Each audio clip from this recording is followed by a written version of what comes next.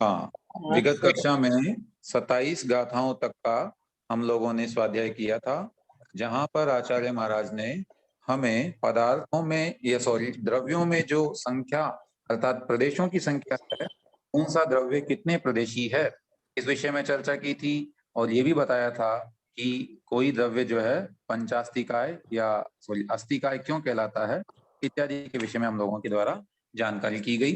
प्रदेश की परिभाषा भी हमने जानी थी कि जितने आकाश के जितने स्थान को या जितने क्षेत्र को उद्गल का एक अणु, वो भी अविभागी माने इसके और विभाजन नहीं हो सकते, वो अणु जितने स्थान को घेरता है उसे हम प्रदेश कहते हैं।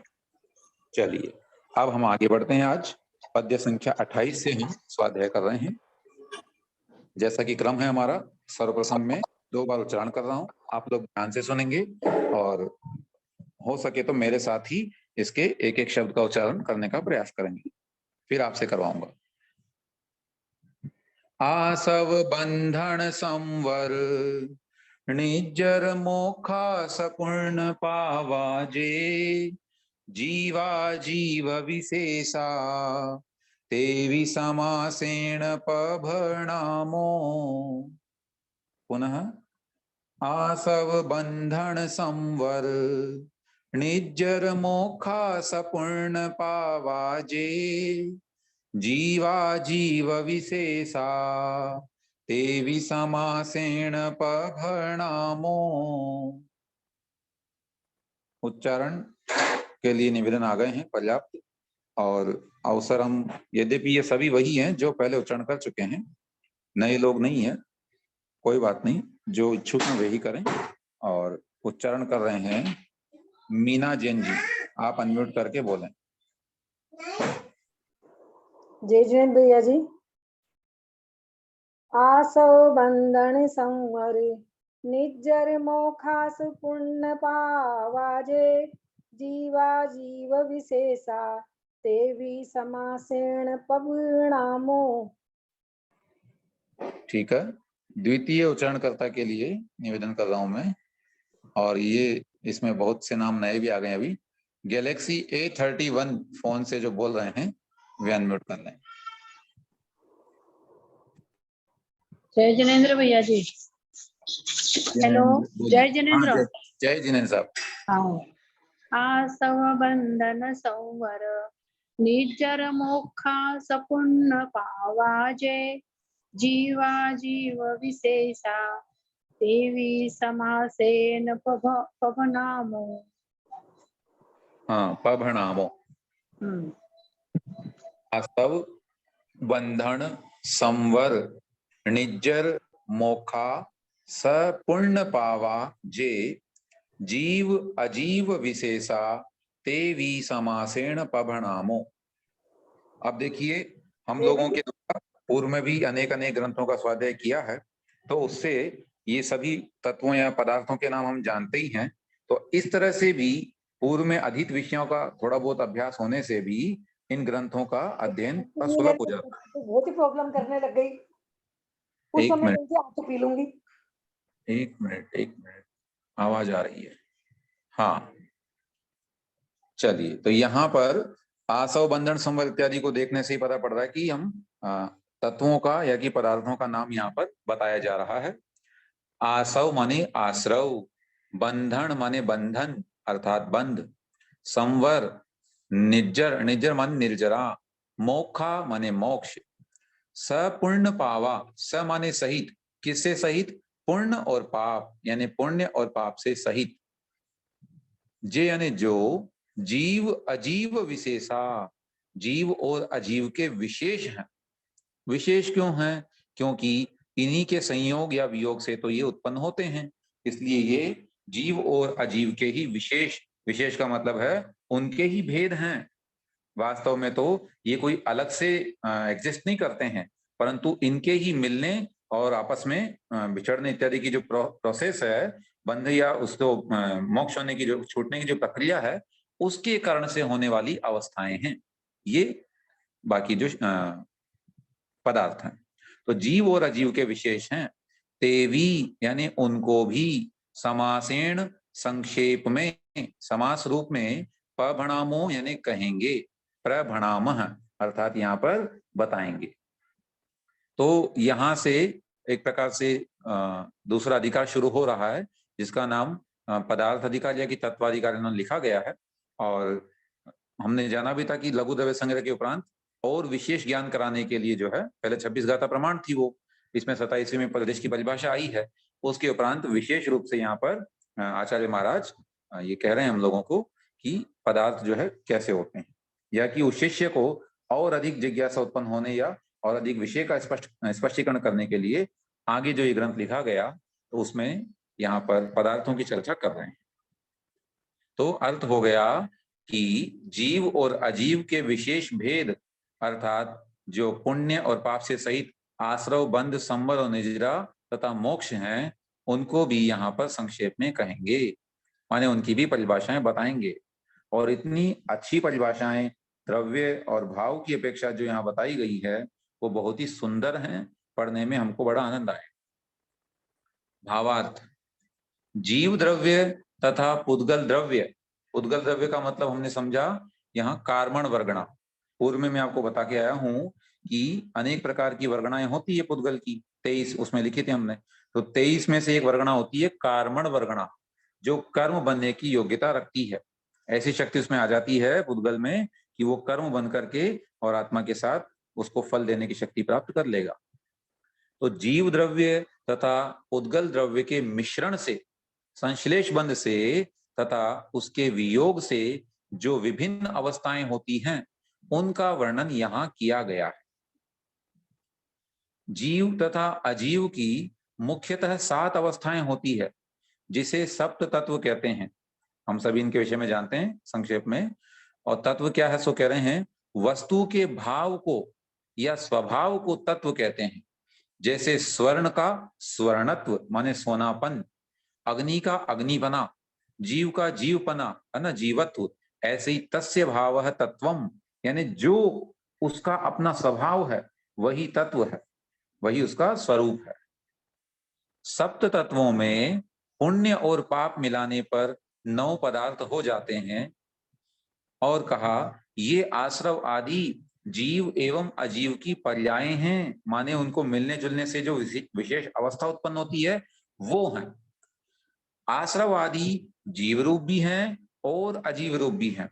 वेरी इंपॉर्टेंट, ठीक है ना, ध्यान रखना यहाँ पर, क्योंकि दोनों के संयोग से हो रही है। इसलिए क्या कहा, आश्रव इत्यादि जीव रूप भी हैं और अजीव रूप भी हैं, जिसे क्रमशः भाव आश्रव एवं द्रव्य आश्रव आदि जानना चाहिए।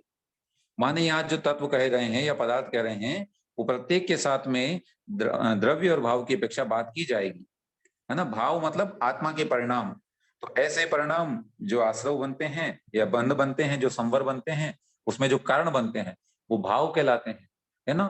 भाव आश्रव, भाव बंध, भाव संवर, भाव निजरा इत्यादि। और जो उसके रिजल्ट स्वरूप, उस परिणामों के रिजल्ट के रूप में जो पुद्गल में चेंज होता है ना, पुद्गल की जो वर्गणाएं हमारे साथ जुड़ जाती हैं और उसमें जो परिवर्तन आता है वो द्रव्य रूप में कहलाती है। द्रव्य आश्रव, द्रव्य बंध, द्रव्य संवर, द्रव्य निजरा, द्रव्य मोक्ष इत्यादि।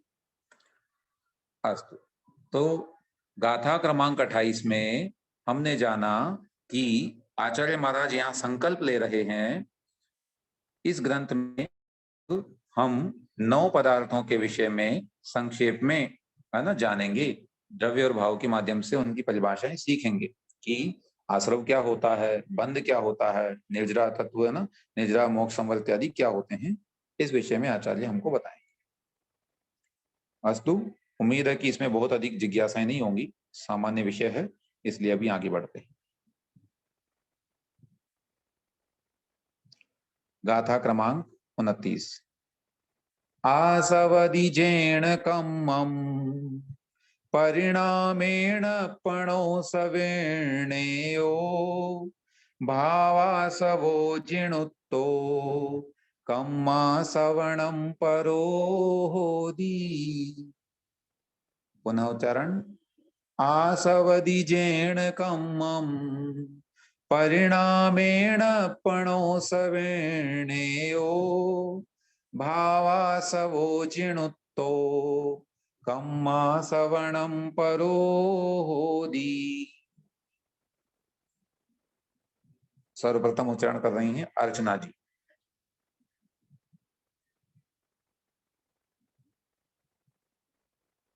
अनम्यूट करें आप, मैंने अलाउ किया है।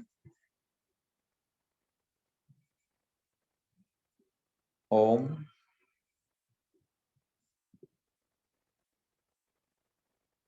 जिन्होंने अभी निवेदन भी किया था सर, एक मिनट।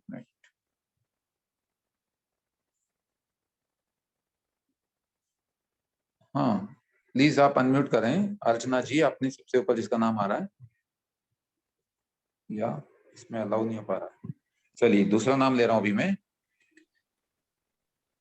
हाँ साधना जैन जी, दमोह से आप उच्चारण कर लें। भैया जी जय जिनेन्द्र। जय जिनेन्द्र।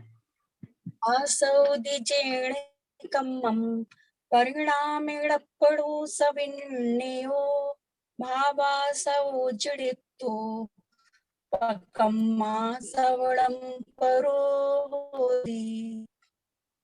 बहुत बढ़िया, एक और उच्चारण करने के लिए आग्रह है और आप कर लेंगे। हमारा नंबर नहीं आएगा क्या? जी हम भी भैया ठीक है, जी सुधा जी पाटनी। हम भी नहीं भैया जी पढ़े। मैंने एक बार भी नहीं भी। पढ़ा। भैया जी सुधा जी पाटनी पढ़ रहे हैं। उसके उपरांत जिन्होंने एक बार भी नहीं पढ़ा वो हैंड रेज विशेष कर लेंगे। भैया जी हमने भी हैंड किया है। नहीं सबने किया, ऐसा नहीं, एक एक बार तो क्रमांक भैया जी मैंने एक हमने नहीं पढ़ा भैया जी, सच में अभी सुधा जी भैया जी पढ़- मैंने अभी भैया सुधा जी जी हमारा नंबर नहीं आया एक बार भी। बोलूं भैया जी? हाँ बोलिए। आस्वदीजेण कम्मं परिणामेण अपनो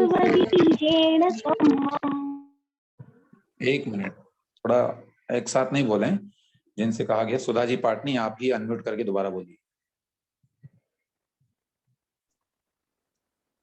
भैया जी दोबारा से बोलूं ना? हाँ बोलिए।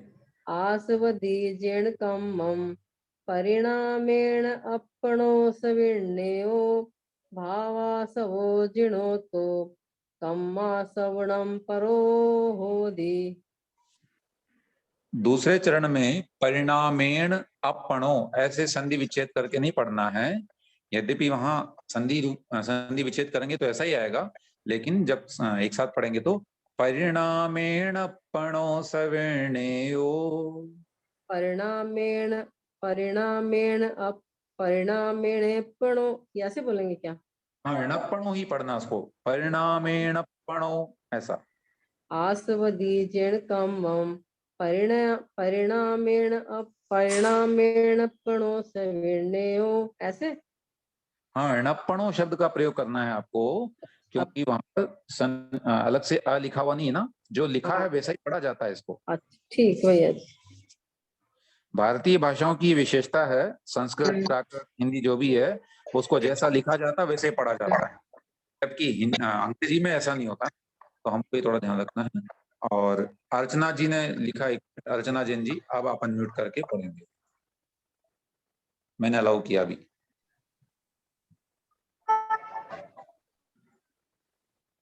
हाँ बोलिए।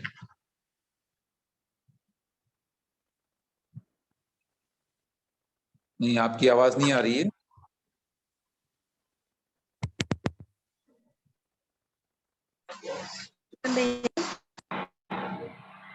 क्षमा चाहते हैं, आपके यहाँ नेटवर्क का इश्यू है शायद, इसलिए नहीं आ पा रही है। इतना ही रखते हैं अभी। आसवदी जैन कम्मम परिणामेण अपणो, यहाँ पर संधि विच्छेद करने पर अपणो शब्द निकलेगा। स विर्णेयो भाव आसवो जिणुत्तो जिण उत्तो कम आसवणम प्लस परो होदी। कह रहे हैं आसवदी माने आता है, जैन माने जिससे, कम्मम यानी कर्म, किससे आता है?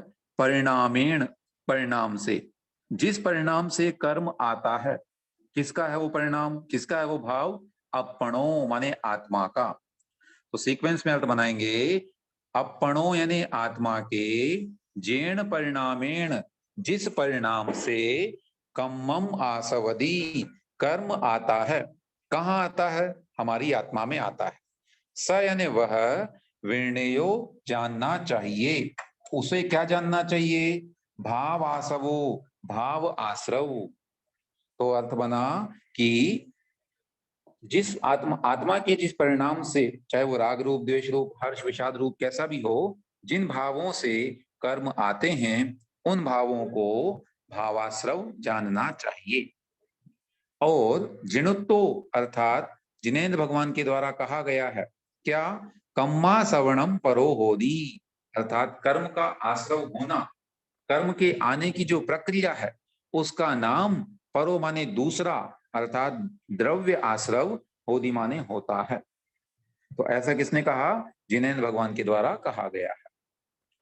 तो अर्थ पुनः एक बार देखेंगे, अपणो यानी आत्मा के, जेण परिणामेण जिस परिणाम से, कम्मम आसवदी कर्म आता है, स यानी उसे, जिणोत्तो भावासवो विण्णेयो जिनेन्द्र भगवान के द्वारा कहा गया भाव आश्रव जानना चाहिए। और कम्मा सवर्णम परो होदी कर्म का आना दूसरा यानी द्रव्य आश्रव होता है। तो यहाँ अर्थ हम पढ़ते हैं पहले भावार्थ, फिर विशेष उसमें बताएंगे। भावार्थ, लोक में कार्मण वर्गणाएं ठसाठस भरी हुई हैं। पहले हमने जाना है कि पुद्गल की वर्गणाएं पूरे लोक में प्रत्येक स्थान पर विद्यमान हैं। उनमें से एक वर्गणाएं होती है कार्मण वर्गणाएं, जिनमें ऐसी योग्यता होती है कि वे राग द्वेष इत्यादि का निमित्त पा करके कर्म रूप में परिवर्तित हो जाती हैं, तो वो कहलाती हैं कार्मण वर्गणाएं। उनमें कर्म रूप परिणमन करने की योग्यता भी है, परंतु जब तक जीव के राग द्वेष आदि परिणामों का निमित्त नहीं मिलता है तब तक कार्मण वर्गणाएं आकर्षित होकर जीव में नहीं मिलती। इसलिए आत्मा के जिस परिणाम से कर्म का आना होता है, वो कार्मण वर्गणा जिस परिणामों से कर्म बन जाती है, उसको श्री जिनेश्वर द्वारा कहा गया भावाश्रव जानना चाहिए। क्यों कहा यहाँ पर, क्योंकि वो कारण बन गया, कारण रूप जो आश्रव है उसे हमने भावाश्रव कहा, और ज्ञानावरणादि रूप कर्मों का जो आना होता है उसे द्रव्याश्रव जानना चाहिए।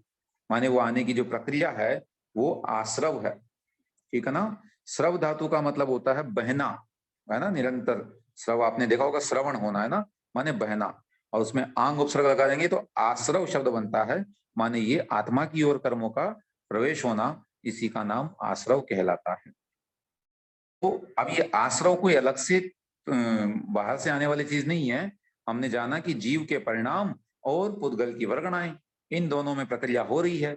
जीव ने जैसे ही राग द्वेष किया या कोई भी हर्ष विषाद रूप परिणाम किया, तुरंत उधर से उसके आसपास की विद्यमान कार्म वर्गणाएं कर्म रूप में परिवर्तित हो गई। तो किन का परिणमन हुआ, जीव और पुद्गल का।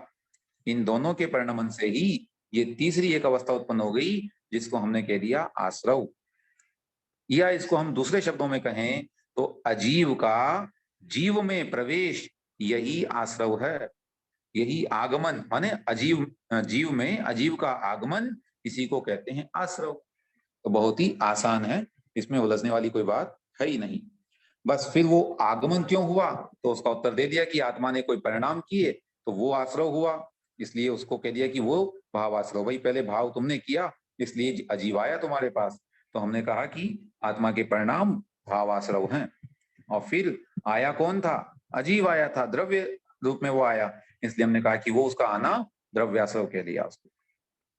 तो उम्मीद है कि ये बिल्कुल स्पष्ट हुआ होगा भावाश्रव और द्रव्याश्रव क्या है ना। आत्मा के जिन परिणामों से कर्मण वर्गणाएं कर्म रूप में परिणत होकर के आत्मा में प्रवेश करती हैं उसे हम भावाश्रव कहते हैं। और कर्मों के आने की जो प्रक्रिया हो रही है, अर्थात पुद्गल वर्गणाओं का कर्म रूप में परिवर्तन की जो प्रोसेस है, उसका नाम द्रव्याश्रव होता है।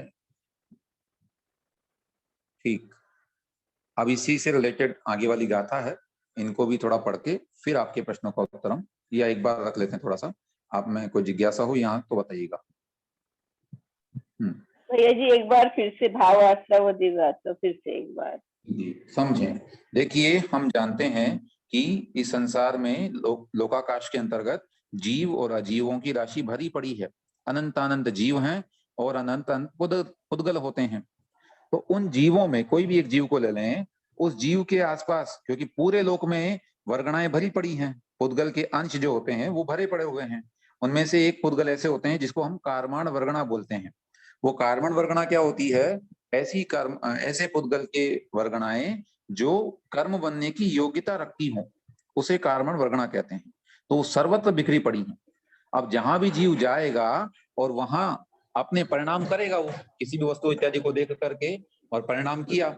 जैसे मंदिर में गया और मंदिर में जाकर के भगवान को देखते ही बड़े अच्छे भाव आए, उसको उनको नमोस्तु करने के परिणाम आए, महाराज जी को देख करके नमोस्तु के भाव आए, तो उन परिणामों के माध्यम से अच्छे कर्मों का आश्रय होगा। अब वो आश्रय क्या होगा? वहां जो विद्यमान कार्मण वर्गणाएं हैं वो आत्मा में कर्म बन करके प्रवेश कर जाएंगे। अच्छा। तो उसका नाम है आश्रव। आश्रव माने आना। तो कहाँ आना। से रही है? वो वही है विद्यमान कार्मण वर्गणाएं आसपास में ही, बस वो कर्म रूप में बन करके आत्मा के साथ अटैच हो जाती है। फिर वो जहां जहां आत्मा जाएगी वहां वहां वर्गणाएं भी जाएंगी। वो उससे संश्लेष संबंध को प्राप्त हो जाती है, एक में हो जाती है बिल्कुल। जहां जहां आत्मा है वहां वहां वो कार्बन शरीर उसका साथ में बनता रहता है। तो आने की जो प्रक्रिया हुई उसमें कारण कौन बना? आत्मा के परिणाम। इसलिए उसको कहा गया भावाश्रव। अच्छा।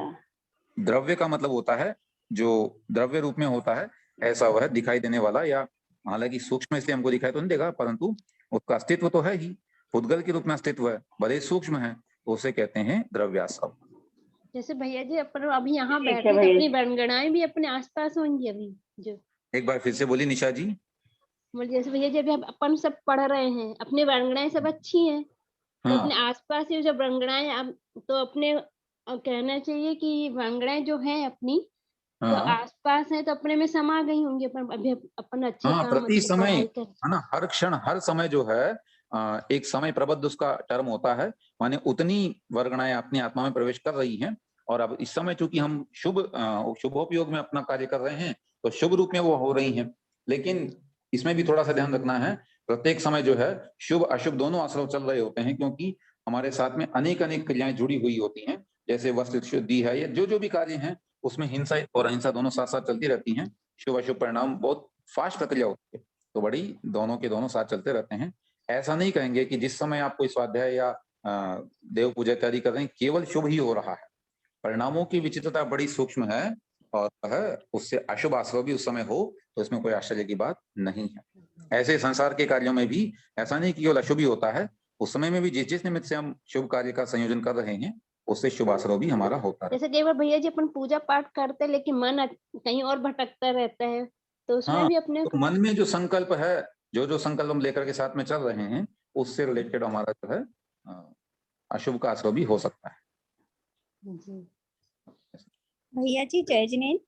हाँ जय जिनेन्द्र। इसमें एक लास्ट में ज्ञानावर्णादि रूप कर्म का जो आना होता है वो द्रव्याश्रव जानना चाहिए, ऐसा क्यों? मतलब ज्ञानादि वर्णादि रूप कर्मों का कैसा मतलब वो वर्गणाएं आकर के करेंगी क्या, उसके बाद वो बंध की प्रक्रिया में समझेंगे इस चीज को हम। वहां जब वो आत्मा में आती हैं तो फिर उनका डिवीजन होता है, उनके नामकरण होते हैं, उसको बोलते हैं प्रकृति बंध।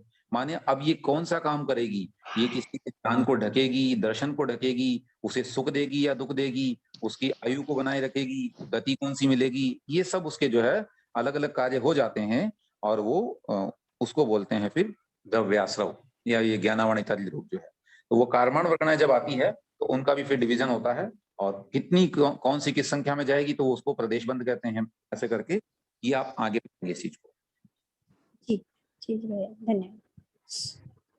जी ठीक है, एक बात पूछ सकते हैं क्या? हाँ बोलिए। हाँ, आकर्षित होकर जीव में नहीं मिलती है, इसलिए आत्मा में जिस परिणाम में कर्म का आना होता है, मतलब ये समझना है जीव में नहीं मिलती तो कहाँ मिलती है वो? एक मिनट दोबारा बोलेंगे? ये आपका लाइन है ना, तब तक कर्म वर्गनाएं आकर्षित होकर जीव में नहीं मिलती है। हाँ, इसलिए आत्मा के जिस परिणाम के कर्म का आना होता है, ये लाइन थोड़ा कंफ्यूज कर रही है बार। ऊपर वाली पंक्ति को नीचे समझ जोड़िए, जहां पूर्ण विराम हो वहीं तक रोकी ना उसको। शुरू कहां से हो रही है? उनमें कर्म रूप परिणमन करने की योग्यता भी है। किनमें? कर्म वर्गणाओं में, कार्मण वर्गणाओं में। परंतु जब तक जीव के राग द्वेष परिणामों का निमित्त नहीं मिलता, माने जब तक ये जीव राग द्वेष नहीं करता है तब तक वो कार्मण वर्गणाएं जीव में नहीं मिलती, वो तो ठसाठस भरी पड़ी हैं। पर जैसे ही कोई जीव वहां पहुंचा और उसने परिणाम किए, वो जुड़ गई उसके साथ में। तो कब जुड़ेंगी? जब जीव के राग द्वेष उसको मिलेंगे। अगर राग द्वेष का निमित्त नहीं मिल रहा है तो घूम रही है अपने आप में लोक में सब जगह पर। जी भैया जी, थैंक यू। तो वाक्य के अंदर ये जो विराम चिन्ह होते हैं इनका बड़ा महत्व है। ऐसा नहीं आपने ऊपर वाले वाक्य को नीचे से जोड़ दिया इसीलिए कंफ्यूज हुए, बीच में पूर्ण विराम आया वहीं रुकना चाहिए था आपको। अस्तु, अभी आगे बढ़ते हैं और अगली गाथा को हम देखते हैं। मिच्छत्ता विरदीपमादजोग कोधादौथ विर्णेया पण पण पण दसतीय चदु कमसो भेदादुपौवस्स। मिच्छत्ता विरदीपमादजोग कोधादौथ विर्णेया पण पण पण दसतीय चदु कमसो भेदादुपौवस्स। उच्चारण कर रहे हैं जयंती जैन जी कटंगी से, अनम्यूट करके बोलें।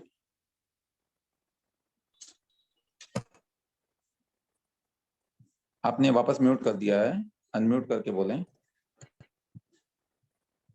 शायद आप नहीं पढ़ना चाह रहे हैं। अस्तु, सारिका जैन जी।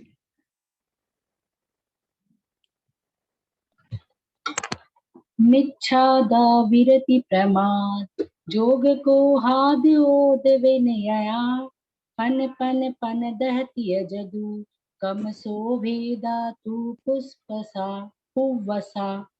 अस्तु, आप शायद अपने पास में कोई पुस्तक है उससे पढ़ रहे हैं, ऐसा मुझे मालूम पड़ रहा है, क्योंकि जिस प्राकृत का आपने प्रयोग किया थोड़ी भिन्न है। ठीक है, कोई बात नहीं, वो भी पाठ वेद मिलते ही है, वैसा ही पढ़ा जा सकता है। अस्तु, जैसे आपने कोधादौ के स्थान पर कोहादौ पढ़ा, ऐसे ही पण पण पण 10 के स्थान पर आपने दह पढ़ा, तो ये पाठ भी मिलते हैं। प्राकृत के भेद हैं ये पैशाची, शौरसेनी इत्यादि। तो इसमें द पन पन पन द है, द है, द है। वही कह रहा हूँ ना, 2 प्रकार की प्राकृतों का विशेष रूप से प्रयोग किया जाता है। तो उसमें एक में दह मिलता है, एक में 10 मिलता है, माने स के स्थान पर वहां पर ह हो जाता है, इसीलिए वो कोधादौ के स्थान पर भी कोहादौ इत्यादि वहां पर मिलता है। ऐसे ही समय सार जी के भी 2 वर्जन हमको दिखाई देते हैं, तो दोनों प्राकृत हैं और वो स्वीकार्य हैं। चलिए कोई बात नहीं, उच्चारण करने जा रहे हैं। दीपाली जी, अनम्यूट करके बोले।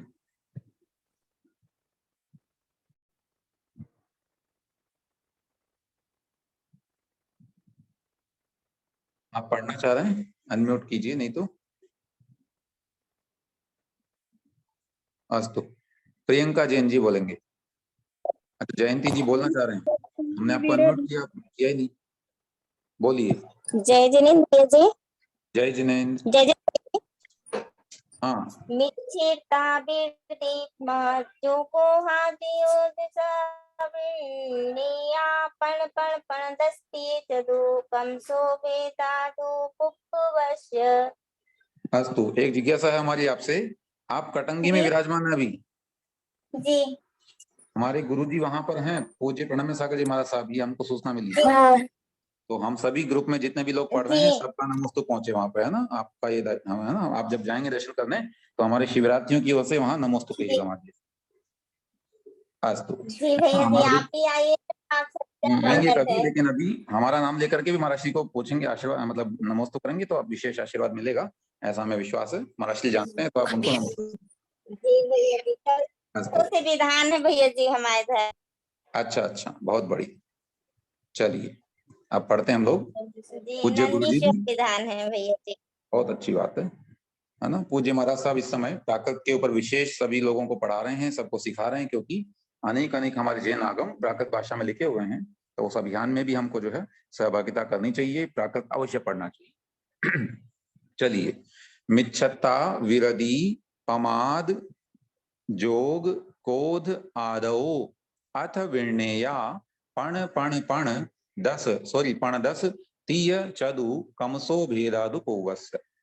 यहाँ पर कह रहे हैं अथ माने इसके उपरांत, यहाँ ऊपर जैसे हेडिंग में लिखा हुआ भावाश्रव के भेद हैं, सो कैसे जानेंगे गाथा में देखते हैं अपन। मिच्छत्ता माने मिथ्यात्व, इसमें से मिच्छत्त निकलेगा, सॉरी, और फिर निकलेगा अविरदी, ये एक साथ लिखा होना चाहिए था, ये मिसटाइप हुआ है, दोनों अलग अलग लिख दिए गए हैं। तो विरदी नहीं है, अपितु मिच्छत्त के बाद में जो आ की मात्रा है उसमें से संधि विच्छेद करके अ निकाल लेंगे और तब बनेगा अविरदी। अर्थात अविरति, व्रतों का नहीं होना है ना, संयम का नहीं होना, असंयम।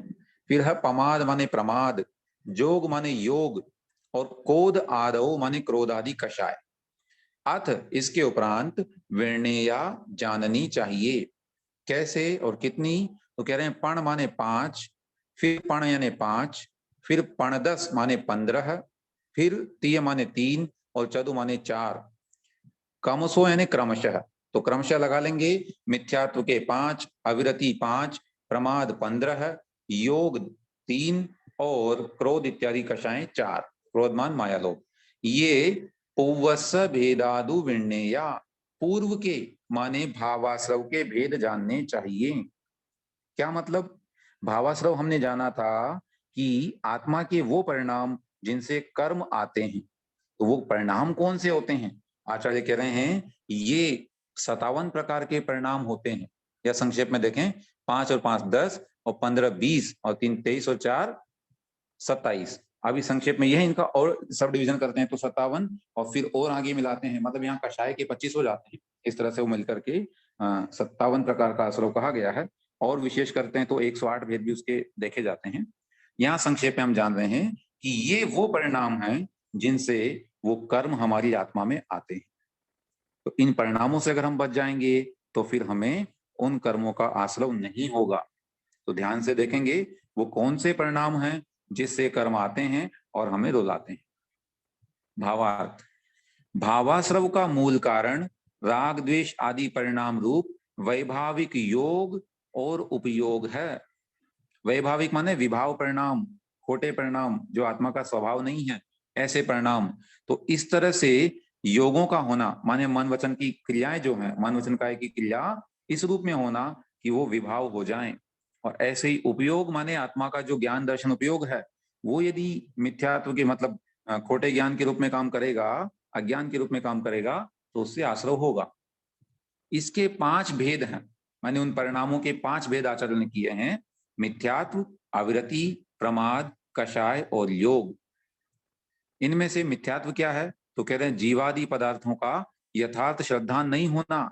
अरे क्या स्वर्ग नरक होता है, हम नहीं मानते, सब बेकार की बातें, इस तरह के परिणाम होना, है ना। और भी जो है जीव इत्यादि व्यवस्था को नहीं मानना, देवशास्त्र गुरु की व्यवस्था को नहीं मानना, और केवल बस अपनी जो संवेग है, भुभुक्षा इत्यादि जो लगती है, उन्हीं संज्ञाओं के साथ में आहार, निद्रा, भय और मैथुन, इसी में जीवन जीते रहना, ये सब मिथ्यात्व है। व्रतों का नहीं होना ये अविरति है। संयम, क्या ये व्रत करने से भला क्या होता है ना। मूवी इत्यादि में दिखाया जाता है कि किसी ने व्रत किया, कोई पति के लिए व्रत करती है, ये सब तो व्रतों का यदि भी वो विकृत स्वरूप भी है, व्रतों की जो वास्तविक कल्पना है वो उसके लिए नहीं है कि हम सांसारिक इच्छाओं के लिए करें। अभी तो वह तो हमारे अपने कर्मों की निजरा के लिए होना चाहिए। तो व्रत के परिणाम नहीं होना यही अविरति है। संयम की कभी कोई आदर भाव ही नहीं आना संयम के प्रति, उससे डरते रहना और दूसरों को भी नहीं करने देना।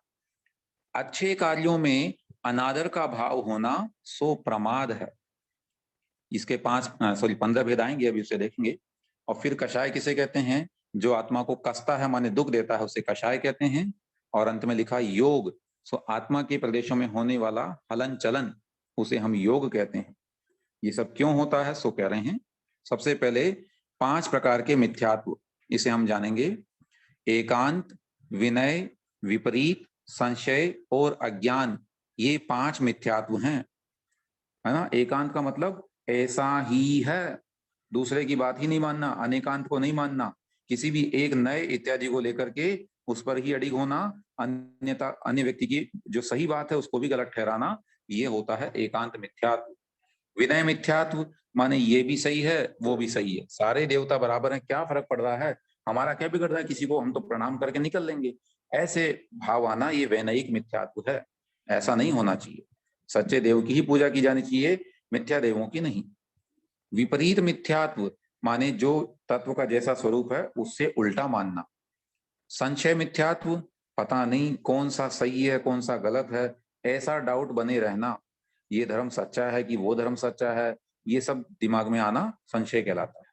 और अज्ञान का मतलब है जानना ही नहीं, माने उसके विषय में ज्ञान नहीं होना, ये अज्ञान मिथ्यात्व। इस प्रकार से ये 5 प्रकार के मिथ्यात्व हैं। ऐसे परिणामों से ही आत्मा में वो आश्रव होता है और संसार में जीव भटकता है। फिर असंयम यानी अविरति, इनके भी 5 भेद किए गए, वो हैं हिंसा, झूठ, चोरी, कुशील और परिग्रह। माने अहिंसा का न होना, अहिंसा के पालन की चेष्टा ही नहीं करना। क्या फर्क पड़ता है कोई जिए मरे, हम तो अपने जीवन की रक्षा करते हैं केवल। संसार में अधिकांश लोग यही तो करते हैं कि वो सिर्फ अपने को बचाते हैं, बाकी जो भी जीव है उसका जीवन मरण से उनसे कोई तात्पर्य नहीं है, वो केवल अपने भूख मिटाने के लिए उसको भी हिंसा कर देते हैं। तो ये महान पाप है और आश्रव का कारण है। ऐसे ही झूठ बोलना, चोरी करना, कुशील और परिग्रह, ये सारे परिणाम जो भी हैं, मन में इसके प्रति जो चिंतन आता है, इनसे पाप आश्रव होता है। 15 प्रकार के प्रमाद कौन कौन से? 4 विकथाएं। विकथा का मतलब है खोटी कथा, संसार को बढ़ाने वाली कथा, जिसके विषय में आता है ना, स्त्री कथा, राजकथा, भोजन कथा, चोर कथा। ऐसे 4 कषाय है ना, क्रोध मान माया लोभ। 5 इंद्रिय विषय माने पंचेंद्रियों के विषय, निरंतर इसी का चिंतन करना, कौन सा डीओ लगाना है, कौन सा साबुन शैम्पू इत्यादि का चिंतन करते रहना, ये इंद्रिय विषयों में आएगा। इन सबसे भी आश्रव होता है। एक निद्रा, एक प्रणय माने स्नेह करना। इस प्रकार से ये 15 प्रकार के प्रमाद हैं। इनमें कुछ अलग पाठांतर भी मिलते हैं हालांकि, तो हमको सामान्य से यहाँ ये जानते हैं। कषाय हम सभी जानते ही हैं, क्रोध मान माया और लोभ। उसके उपरांत मनोयोग, वचन योग और काय योग, माने मन में जो चिंतन करते हैं उससे भी हलन चलन होगा आत्मा में, उससे आश्रव होगा। वचनों का प्रयोग जब हम करते हैं तो वो शुभ होगा तो शुभ आश्रव, अशुभ वचनों का प्रयोग करेंगे तो अशुभ आश्रव हमारे आत्मा में हो जाता है। ऐसे ही काय की क्रिया है, शुभ क्रियाएं करते हैं, भगवान को प्रणाम करना इत्यादि करते हैं तो शुभ आश्रव होगा, और किसी के प्रति क्रोध दिखाने की क्रिया है और हिंसा करने की क्रिया, किसी को डराने की क्रिया है, इनसे अशुभ आश्रव होगा। ये हमने यहाँ पर जाना। आपने लिखा एक निद्रा मीन्स, एक निद्रा मतलब उसके 5 वो कर रहे हैं, 4 प्रकार की विकथाएं, 4 प्रकार के कषाय के परिणाम, 5 इंद्रियों के, तो टोटल हो गई ये 8 और 5 13। फिर 14वें नंबर का हो गया निद्रा और 15वें नंबर का हो गया प्रणय। ऐसे 15 प्रकार के ये प्रमाद के परिणाम होते हैं। माने नींद आना, किसी कार्य के प्रति आलस्य का भाव होना, ये सब प्रमाद में आता है, इससे भी आश्रव होता है। ठीक है, तो भावाश्रव के भेद हमने जाने। यहाँ पर मिथ्यात्व, अविरति, प्रमाद, योग और कषाय, इनके माध्यम से, इन परिणामों के माध्यम से आत्मा में कर्मण वर्गणाएं कर्म रूप में परिणत होकर के आया करती हैं। ठीक है ना? चलिए, अब इसमें द्रव्याश्रव को पढ़ते हुए फिर आपको पुनः प्रश्न का क्रम देंगे। नानावर्णादीनम जोगम जम पुग्गलम समासवदी दौवासवोसणेयो अणेयभेयो जिणखादो। नानावर्णादीनम जोगम जम पुग्गलम समासवदी दौवासवोसणेयो अणेयभेयो जिणखादो। उच्चारण कर रहे हैं नीलम जैन जी, नोएडा।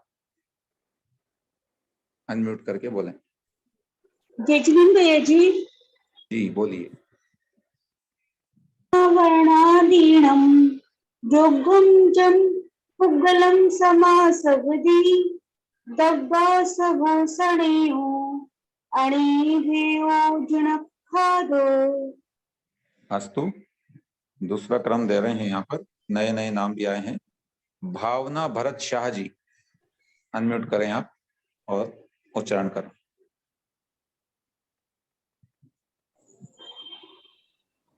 जय जिनेन्द्र भैया जी।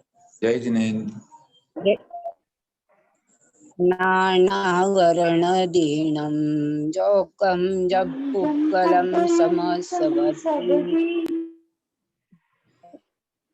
दवासवसपो अनेयभेयो जिग्गखादो। जिणखादो। हाँ, अस्तु, इस प्रकार हमने उच्चारण का देखा। अभी अर्थ पुनः देखें। नानावर्णादीनम, नाण आवरण आदीनम, जोगम जम पुग्गलम समासवदी। कह रहे हैं नानावर्ण आदीनम, नानावर्ण ज्ञानावरण। इस पर शब्द का अर्थ निकल रहा होगा, जैसे पहले नाण का मतलब ज्ञान समझ लिया है, तो नानावर्ण से ज्ञानावरण भी समझ में आएगा। तो तरी वाचू नानावर्णादीनम यानी ज्ञानावरण आदि के जोगम यानी योग्य, माने वो जो कर्म होते हैं ज्ञानावरण इत्यादि उनके योग्य, जम पुद्गलम समासवदी, जो पुद्गल आते हैं, है ना, आत्मा के अंदर वो पुद्गल जो ज्ञानावरण इत्यादि बनने की योग्यता रखते हैं, ऐसे पुद्गल जो आ रहे हैं, स दव्यासवोर्णेयो, उसे द्रव्याश्रव जानना चाहिए। स्पष्ट बिल्कुल। द्रव्याश्रव की परिभाषा बता दी कि ज्ञानावरण इत्यादि के लिए योग्यता रखने वाले, माने ऐसे पुद्गल के परमाणु जो ज्ञान को ढक देंगे, जो हमारे दर्शन गुण को ढक देंगे, निद्रा लाएंगे, प्रमाद कराएंगे इत्यादि अनेक अनेक रूप जो कर्म हैं, उन कर्मों के योग्य जो पुद्गल आत्मा में आ रहे हैं, उसी आने की प्रक्रिया का नाम द्रव्य आश्रव है। क्योंकि द्रव्य का आगमन हो गया तो उसे द्रव्याश्रव कह दिए। फिर वो कितना है, उसके कितने भेद हैं? अणेय भेयो जिणक खादो, अनेक भेद वाला है ऐसा जिनेन्द्र भगवान ने कहा है। क्योंकि उसके केवल कोई फिक्स भेद नहीं है। वैसे तो मोटे मोटे रूप में 8 भेद हम कहते हैं, या 2 रूप में को तो शुभ और अशुभ हो जाता है पहले तो, फिर और भेद को तो 8 उसके हो जाएंगे, फिर उनकी अवान्तर प्रकृतियों की बात करेंगे तो फिर 148 भेद उसके हो जाते हैं। और भी उनमें भी अगर हम देखेंगे जीवों की अपेक्षा तो एक जैसा नहीं होता है। मति ज्ञानावर्ण भी केवल एक जैसा नहीं है, हर व्यक्ति के अपने अपने परिणाम हैं और उसका अपना अपना कर्म है। तो ऐसे ये असंख्यात असंख्यात भेद वाले हो जाते हैं।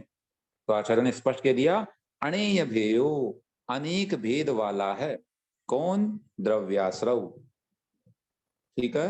अर्थ बना ज्ञानावरण इत्यादि कर्म के योग्य जो पुद्गलों का आना है या जो पुद्गल आता है उसे द्रव्याश्रव जानना चाहिए। और वह अणेय भेयो माने अनेक भेद वाला है, ऐसा जिणक खादो, जिनेन्द्र भगवान के द्वारा कहा गया है। जिनक ख्यात है, खादो का मतलब ख्यात, ख्यात माने कहना, आख्यात माने कहना, तो जिनेन्द्र भगवान के द्वारा ऐसा कहा गया। भावार्थ, योग और उपयोग रूप भावाश्रव के कारण, जो हमने पहले समझा, हलन चलन और आत्मा की परिणति, आत्मा के परिणाम, उनके कारण कर्म के योग्य पुद्गलों का आगमन होना, यही द्रव्याश्रव है। जिस प्रकार वायु से चालित धूलि दरवाजे एवं खिड़कियों के माध्यम से घर में प्रवेश करती है। ओहो, कितना अच्छा उदाहरण दिया। वायु चलती है तो उससे क्या होता है? धूल चल करके खिड़कियों दरवाजों से आत्मा में आती है, घर में आती है। उसी प्रकार कर्म वर्गणारूप पुद्गल द्रव्य योग एवं उपयोग के द्वार से आत्मा में प्रवेश करता है और उसे द्रव्याश्रव कहते हैं। और यहाँ वायु का काम कौन करता है? आत्मा के परिणाम। ये द्रव्याश्रव सामान्यतः एक प्रकार का है, फिर भी पुण्य एवं पाप की अपेक्षा या घाती अघाती के रूप में 2-2 प्रकार का है। और ये द्रव्याश्रव ज्ञानावरण, दर्शनावरण, वेदनीय, मोहनीय, आयु, नाम, गोत्र, अंतराय, इनके भेद से 8 प्रकार का भी है। और इन्हीं के प्रभेद करो तो 148 प्रकार के भी हो जाते हैं। और इतना ही नहीं, इनके संख्यात व असंख्यात भेद भी हो जाते हैं। इतने प्रकार हैं। कर्मन की गति न्यारी, कर्म तो बिल्कुल विचित्र गति वाले हैं। और किसके कैसा कर्म है, संख्याओं का निर्णय ही नहीं, असंख्यात है ना। हम देख ही पाते हैं संसार में कैसे कैसे विचित्र जीव होते हैं और उनके परिणाम, उनके जो कर्मों का उदय देखने को मिलता है तो बड़ी विचित्र दशाएं। हॉस्पिटल में जाओ तो मालूम पड़ता है कितने रोग इस संसार में है, किसी जीव को कौन सा रोग सता रहा है, किसी को कौन सा सता रहा है। माने कर्मों का परिणामन बड़े डिफरेंट टाइप का होता है।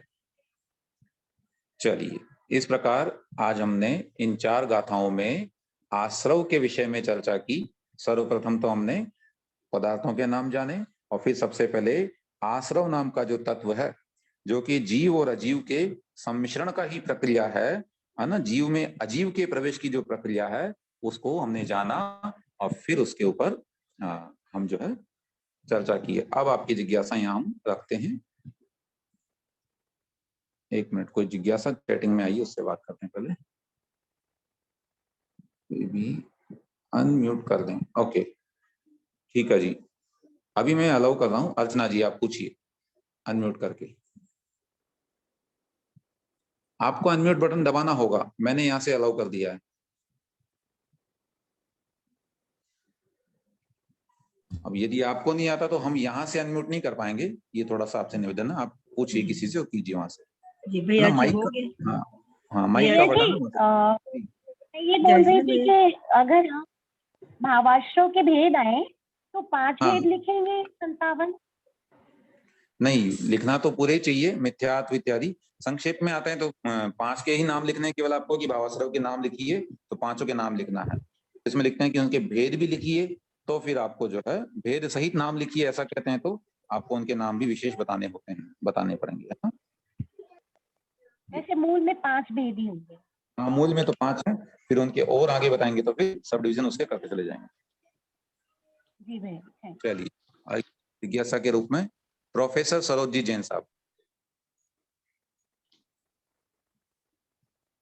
आप पूछना चाह रही हैं? हाँ भैया जी, जय जिनेंद्र। आवाज आ रही? जी आ रही है, बिल्कुल जय जिनेंद्र। भैया जी, यही गाथा क्रमांक 30 में विनय मिथ्यात्व किसको कहा, मैं सुन नहीं पाई। वैनयिक मिथ्यात्व का मतलब है सभी देवी देवताओं को समान रूप से नमस्कार करना, ये वैनयिक मिथ्यात्व है। ये अच्छा। देव भी अच्छे, वो देव भी अच्छे, उनसे डरना कि क्या बिगड़ता है अगर इनको नमस्कार नहीं करेंगे, कहीं ये हमारा अनिष्ट नहीं कर दें, चलो इनको भी नमस्कार कर लो। ऐसे डर करके सभी देवी देवताओं को समान स्वीकार कर लेना, ये वैनयिक मिथ्यात्व कहलाता है। अच्छा ये जी भैया एकांत एक मिथ्यात्व प्रश्न और है भैया जी, एक प्रश्न और है। जी बोलिए। व्यवहार ने से 3 काल में जीव के 4 प्राण होते हैं ना, इंद्रिय, बल, आयु, श्वासोच्छ्वास। हाँ, और शुद्ध निश्चय ने से चेतना प्राण होते हैं। प्राण नहीं कहेंगे, बल्कि चेतना से जो जीता है वही जीव है, माने चेतन वाला ही जीव है। अच्छा अच्छा। इसमें फिर प्राण नहीं, शब्द आज का प्रयोग नहीं करेंगे। ग्रुप में उत्तर के रूप में 10 लिखा, तो मैं थोड़ा सा, मैंने कहा आपसे जिज्ञासा का समाधान करूं। मैंने थोड़ा सा उत्तरों पर ध्यान दे नहीं पाया, अभी हम समय निकाल के उस पर करेंगे, सही उत्तर भी आपको प्रेषित किए जाएंगे। हाँ ठीक है भैया जी। जी जय जिनेंद्र भैया जी। जय जिनेंद्र। अस्तु। हमें बड़ा गर्व होता है कि कक्षा में जो है गौरव का अनुभव, गर्व तो नहीं कहेंगे, गौरव का अनुभव होता है आप लोगों को पा करके। बड़े प्रोफेसर इत्यादि भी यहाँ पढ़ते हैं, आप विदुषी हैं, हमने जाना है, जैसा कि बीना से शायद आप विराजमान मतलब विराजित रहते हैं। भैया जी मैं विदुषी नहीं, मैं अपने आप को सामान्य समझती हूँ, पर हाँ नहीं, ये तो आपका बड़प्पन है, बाकी आप स्वयं ज्ञानी हैं और विद्वत सभा में भी आपका बड़ा महत्वपूर्ण स्थान रहता है, और आप कक्षा में आते हैं तो हमें अच्छा बड़ा गौरव का अनुभव होता है। मैं सांगानेर से बहुत समय से 96 से जुड़ी हूँ भैया जी। जी जी बिल्कुल, सौभाग्य की बात है हमारे लिए भी और आपके हाँ। लिए। और प्रोफेसर मेजर के जैन साहब को यदि आप जानते रहे हो, हाँ हाँ, तो मैं उन्हीं की धर्मपत्नी हूँ माने। उतना तो मैं, अभी मेरा आगमन मतलब जाना नहीं हो पाता है, बाकी अच्छा। आपके विषय में सुना है पर्याप्त रूप से। पहले मैं जितपाशित पत्रिका में जब कार्य करता था तब भी आपके विषय में जाना था। अच्छा अच्छा, ठीक है भैया जी। आप, मेरा सौभाग्य है कि मैं यहाँ से संचालित